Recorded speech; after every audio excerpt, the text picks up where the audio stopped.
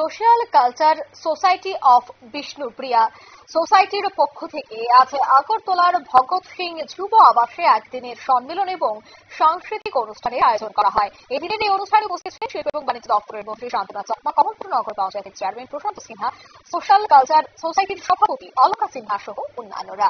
এদিনের এই অনুষ্ঠান থেকে মন্ত্রী শান্তনা চাকমা সহ অন্যান্যরা কি বলছেন শোনাব। সম্প্রদায়রা কেন যেতে পারবে না, তাদেরকেও ব্যবস্থা করা দরকার। তো তার জন্য আমরা ফাইল প্রসেস করেছি, যাতে করে প্রতিটি আমাদের জেলা থেকে যাতে করে তীর্থস্থানগুলো, ধর্মীয় স্থানগুলো পরিদর্শন করতে পারে সরকারি অনুদানের মাধ্যমে। সেই ফাইল প্রসেস আমরা করেছি, সেটা আমরা মাননীয় মুখ্যমন্ত্রীর নেতৃত্বে সেটা আমরা করছি। আশা করি সেটা হয়ে যাবে। তার সাথে আপনারা শুনলেন তাদের এই মন্ত্রীর এই বক্তব্য। এক দিবসীয় সম্মেলন এবং সাংস্কৃতিক অনুষ্ঠানের মধ্য দিয়ে কিন্তু এই দিনটি পালন করা হয়েছে এবং কেন্দ্রীয় সরকার, রাজ্য সরকার যথেষ্ট চেষ্টা করছে এই ধরনের প্রোগ্রাম যেন আরো আগামী দিনে চালিয়ে রাখা যায়, সে কথাই আজ বললেন মন্ত্রী শান্তনা চাকমা।